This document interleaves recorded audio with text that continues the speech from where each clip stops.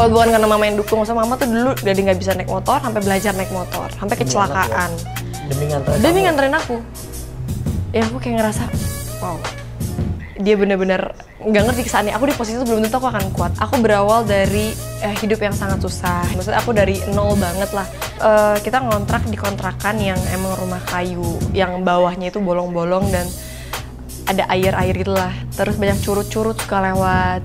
Gak mau jawab loh, ini nanti dikira sombong.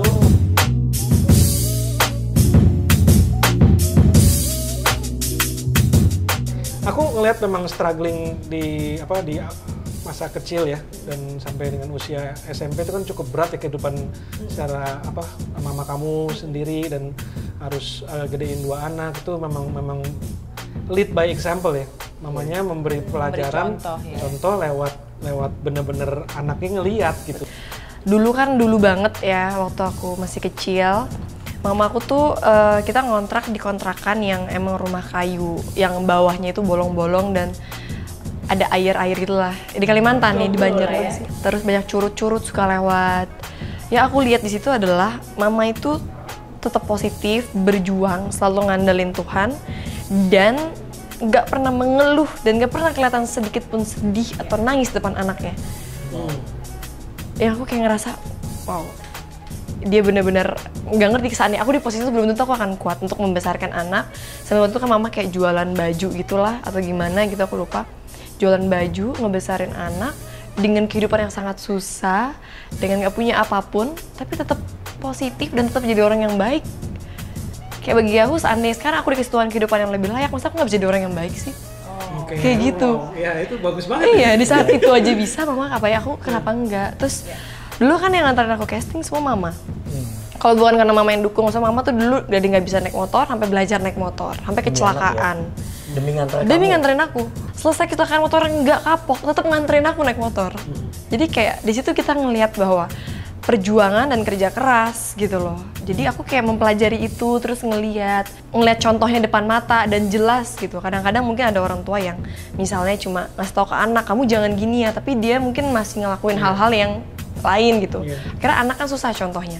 Tapi kalau ini kan udah dikasih tahu, dikasih contoh lagi. Kalau sampai anak yang nggak ngerti juga malah keterlaluan gak sih? Kayak ini anak ngapain aja hidupnya. Oke, dan gimana prestasi di sekolah? Jadi turun atau gimana? Enggak sih. Denger-denger ranking soalnya. Nih mancing nih sebenarnya. Oh, ternyata kamu ini. Makanya aku kemarin dia syuting dan dia masih ranking. Itu kalau anaknya nggak pinter, nyonteknya jago. Atau gurunya yang boleh dibilang IQ kamu di atas rata-rata lah ya untuk bisa. Enggak lah, IQ sama aja lah. Ngomongin IQ sih. Enggak, itu karena kebetulan, maksudnya kayak apa ya, emang dari kecil kan aku berawal dari hidup yang sangat susah ya kan Kak Raffi juga tahu ceritanya. Maksudnya aku dari nol banget lah, bukan dari keluarga dengan sendok garpu emas juga bukan. Jadi bagi aku emang dulu diajarin sama orang tuaku bahwa nyari uang buat bayar sekolah itu kan susah. Jadi saat kamu bisa sekolah, pergunakanlah sebaik mungkin karena orang tua kamu nyarinya dengan susah, intinya gitu. Jadi emang dari kecil mungkin udah ada itu di pikiran aku. Jadi saat aku belajar, aku tuh fokus bahwa aku pengen memberikan yang terbaik. Bukan cuma buat orang tua aku, buat mamaku doang, tapi buat diri aku sendiri gitu. Ditambah lagi kan dulu orang pasti lah kayak di sekolah atau ngeguru pasti kan menganggap remeh, menganggap sepele, kayak aduh nih artis nih pasti deh pelajarannya ini itu udah bolos, makin bodoh lagi. Ya aku pengen buktiin bahwa itu tuh semua dari kemauan sendiri. Kita mau lagi sambil kerja sekalipun, gak harus artis loh. Mau even kita cuma kerja nyapu saja pun kita mau sambil belajar juga bisa gitu loh. Ranking berapa? Belum dijawab itu. Itu penting tuh. Berapa ayo? Ya pokoknya 3 besar. 3 besar. Wah. Padahal sibuk ya. Jadi waktu aku di sekolah, aku emang ranking 1 di sekolahku. Gak mau jawab loh, ini nanti dikira sombong. Jadi aku tuh di sekolah selalu 3 besar. Kalau misalnya dari zaman aku SD ya maksudnya. Jadi kayak kadang-kadang kalau nggak aku 2, 1. Ya ini menurut saya juga, menurut aku penting juga biar buat artis-artis juga yang lagi mulai karir apa segala macam, bahwa nggak necessarily punya karir acting, terus pelajarannya jadi nggak bagus gitu. Tapi kalau boleh Natasha juga buktiin bisa. Gimana kamu maksudnya ngebaginya bisa ranking 1 tuh kan susah, kamu belajarnya. Aku belajar di lokasi syuting, aku belajar ngerjain tugas lokasi syuting. Kalau orang yang syuting sama aku dari judul pertama, mereka tahu bahwa lebih banyak waktu aku tuh, jadi selesai aku nyampe lokasi nih, aku make up, aku take, ada jeda waktu, kalau nggak aku tidur aku belajar. Sinetron yang paling pertama kali luar biasa hit Anak Jalanan tuh ya? Iya, itu pertama kalinya aku dikasih kesempatan sama Pak Leo, produser aku, untuk jadi peran utama. Dan untungnya sinetron itu booming. Itu pertama kalinya. Itu luar biasa dahsyat. Kalau seandainya nggak booming, pasti aku akan diturunin lagi, cuma jadi second lead itu. Oke. Oh iya, pasti aku cuma jadi antagonis atau second lead, nggak akan dikasih kesempatan berikut. Waktu pertama kali dapat role itu, dapat skripnya pertama kali, gimana tuh rasanya?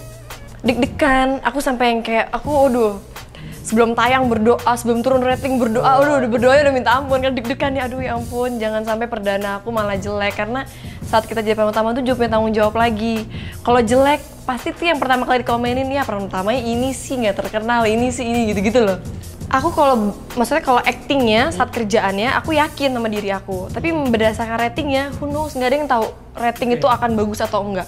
Kadang malah mungkin sinetron yang bagi kita biasa banget bisa naik banget, yang bagus banget bisa jelek banget. Jadi itu yang bikin kayak semua ada faktor laki juga kan saat kita ngelempar suatu dagangan gitu ke masyarakat.